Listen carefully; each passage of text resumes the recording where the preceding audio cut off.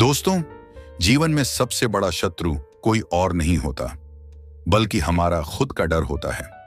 यह डर कभी हमें बोलने से रोकता है, कभी अपने सपनों की ओर बढ़ने से। आज की यह कहानी एक ऐसे ही युवक की है जो बोल नहीं पाता था, हंस नहीं पाता था, लेकिन एक दिन उसने अपने ही डर को हराकर ऐसा आत्मविश्वास पाया कि पूरी बस्ती उसकी मिसाल देने लगी।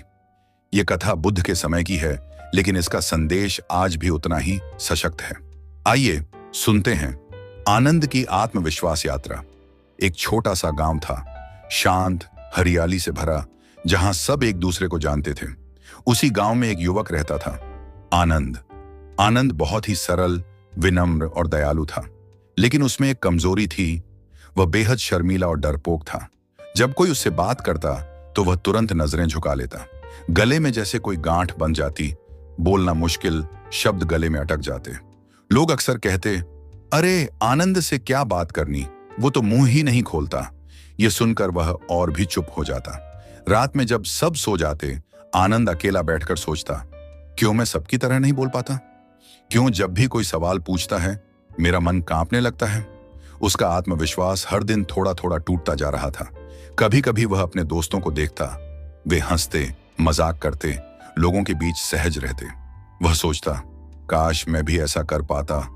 पर फिर एक डर भीतर से कहता, मत बोलो, लोग हंसेंगे, और वह फिर चुप हो जाता।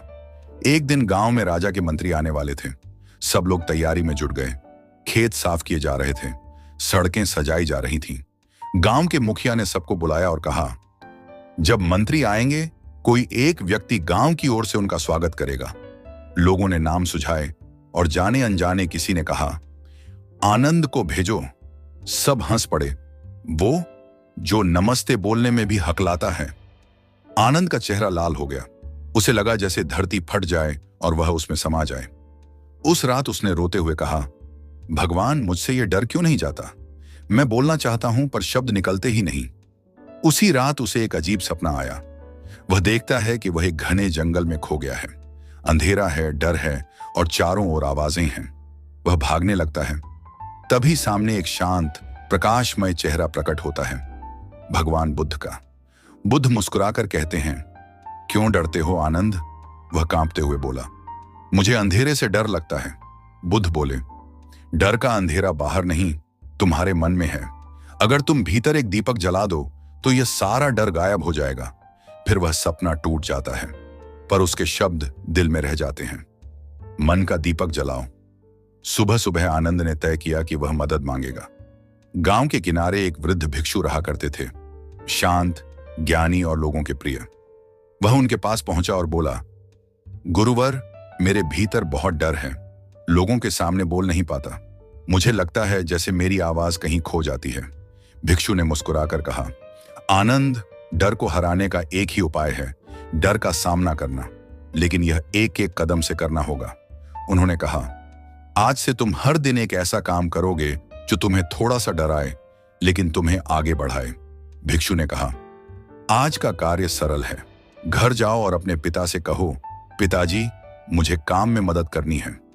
बस इतना कहना है। आनंद हंस पड़ा, गुरुवर, यह तो बहुत मुश्किल है। पिता से बात करते ही मेरे शब्द अटक जाते हैं। भिक्षु बोले, तो वही तुम्हारा पहला कदम है। वह कांपते हुए घर लौटा। पिता आंगन में लकड़ी काट रहे थे। दिल धड़क रहा था, पर उसने हिम्मत जुटाई और कहा, पिताजी, मैं आपकी मदद करना चाहता हूं। पिता ने देखा और मुस्कुराए, बहुत अच्छा बेटा, यही तो मैं चाहता था। वह पहली बार मुस्कुराया। उसे महसूस हुआ डर उतना बड़ा नहीं था जितना वह सोचता था। अगले दिन भिक्षु ने कहा, अब बाजार जाओ और किसी अजनबी को नमस्ते करो। वह डर गया, गुरुवर, मैं किसी अजनबी से बात नहीं कर सकता।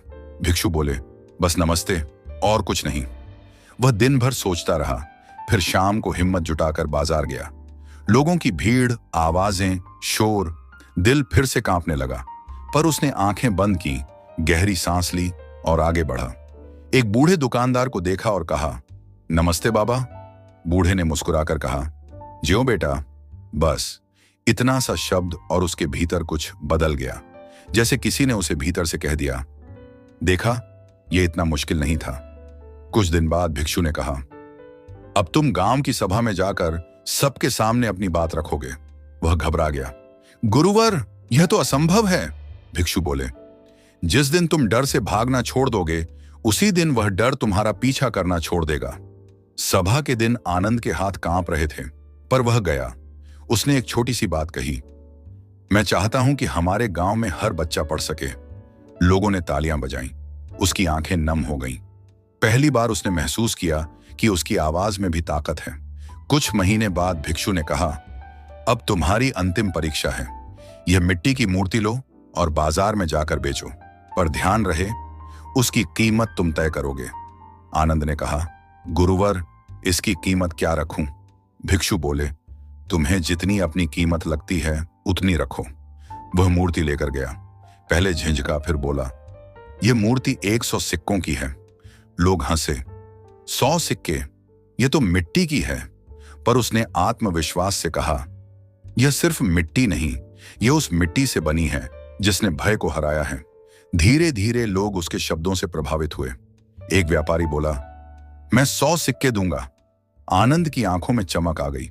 उसे समझ आ गया, कीमत मूर्ति की नहीं, आत्मविश्वास की थी। वह गुरु के पास लौटा और कहा, गुरुवर, मैंने समझ लिया।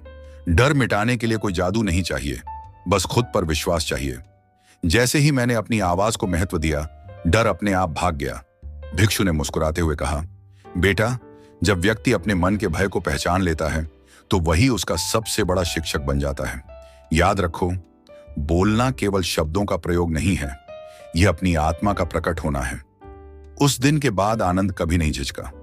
अब वह बच्चों को पढ़ाता, सभा में बोलता, लोगों के मन से डर मिटाने का काम करता। सब कहते, यह वही आनंद है जो पहले चुप रहता था। और वह मुस्कुराकर कहता, हाँ, वही आनंद जिसने अपने भीतर की आवाज को सुनना सीख लिया। दोस्तों, इस कहानी से यही सीख मिलती है, डर कभी बाहर नहीं होता, वह हमेशा भीतर होता है।